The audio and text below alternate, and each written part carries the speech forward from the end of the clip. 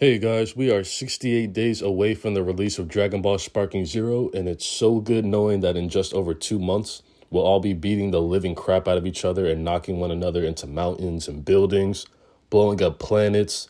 Some of you bastards, and I won't say any names, you're going to be rage quitting every other match. Tenkaichi fans, we are so back. And now that we're in this final stretch of the release and preparing for some epic battles, I thought it'd be a fun way to pass the time if we started discussing who our mains may be and what that potentially says about you as a player. Now, I know this game isn't out yet, and the vast majority of us haven't even played the game, much less all of the characters, since many of them haven't even been revealed yet, even in the demos. But we've seen a lot of gameplay. We know a lot about their fighting styles and what these characters can do based on the anime, previous video games, and we can infer from what we've already been shown from this game what their fighting style is probably like. I'm sure by now many of you have claimed a fighter or maybe even several fighters, so let's get into what they say about you as a player. And if this video does well and gets a decent amount of likes, I'll definitely do a part 2. And if you have a character you'd like me to cover in the next video, leave it in the comment section below. Now let's get started. And who else could we start this video off than with the big man himself, Super Saiyan 4 Gogeta? I feel like if you pick this character, you regularly wake up and choose violence. Everybody who played Budokai Tenkaichi 3 knew this was the pinnacle of power in the game, busted as hell, and no other character came close. Getting hit by that 100 times Big Bang Kamehameha was basically game over, and there was no recovering. Even if you were fortunate enough to avoid getting hit by his energy blast, his combos and rush attacks were so quick and devastating that you were just screwed either way. But let's be honest, a lot of people pick Gogeta just to torment their opponent, put them through hell for an entire round. It didn't matter if they were super skilled or not, and that was one of the fun elements of such an unbalanced game.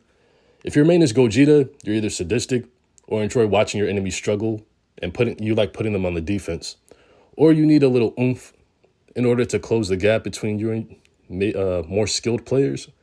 Either that or you just like feeling powerful and godly when you go into a fight, because Gogeta was basically a god in the game. But next up, we have Gohan, or should I say Gohan. You already know which version I'm referring to, the iconic Super Saiyan 2 Gohan. I know Ultimate or Mr. Gohan was also very popular in the Budokai Tenkaichi games, and I feel like Super Saiyan 2 was the one most people used as their mains, though. And how could you not? One of the coolest characters in the series, and they captured everything that made him special in the video game. His combos were lightning quick and his energy attacks were just beautiful to unleash. I feel like Gohan mains, especially this version of Gohan, are the strong silent type. They're there to handle business and give you those hands. And most importantly, recreate the aura Gohan had when he absolutely demolished Cell. He felt unstoppable at that point in the series, and you probably picked this character because that's how you want to feel when you go into battle. Now on to Gohan's dad, Piccolo. Piccolo mains are so interesting because I truly believe he's one of the most balanced fighters in the series and the Budokai Tenkaichi games overall. He's great at close combat and has a variety of long range and special attacks, as well as grabs that can easily create openings and catch you off guard in battle.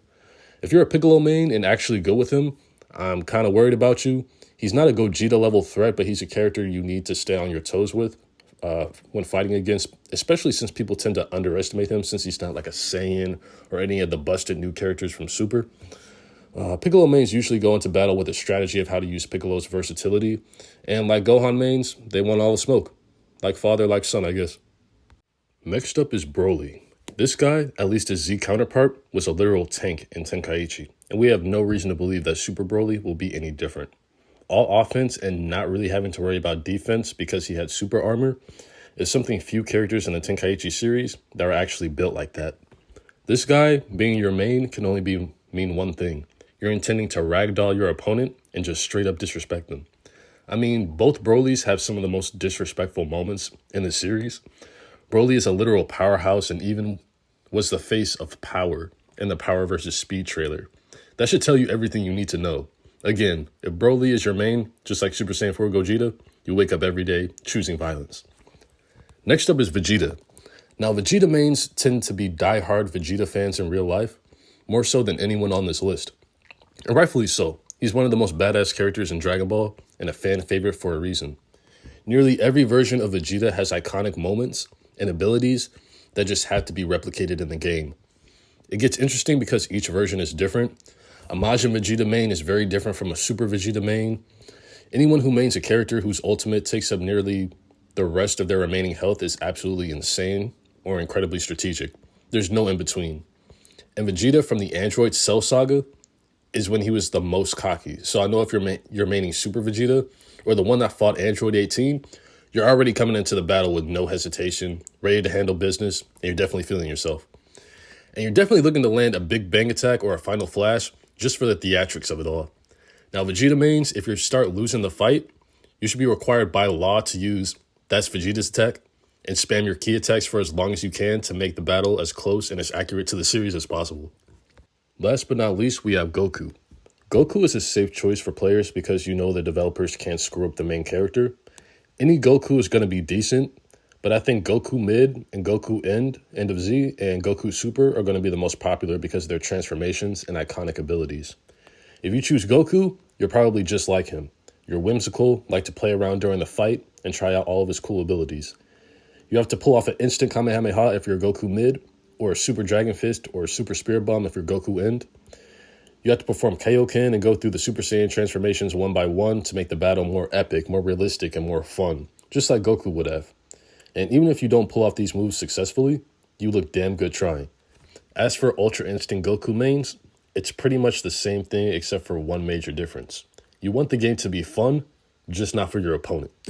I just know whatever mechanics they give Ultra Instinct Goku, it's going to drive their opponent absolutely mad. And Ultra Instinct Goku mains are going to live for these meltdowns. They're going to inject your rage right into their veins, and they're going to do it with a smile because it literally makes their day. But yeah, Goku mains are generally a lot of fun, and you're going to love or hate playing against them depending on which version you get. But that does it for this video. I hope you guys enjoyed. If you guys liked the video, I'll probably end up doing a part 2. Probably a villains version. I think that'll be kind of fun. But let me know who you guys plan to main in Dragon Ball Sparking Zero down below. Add me on PSN at Started Saiyan 13 so we can battle once the game drops. And yeah, thanks for watching.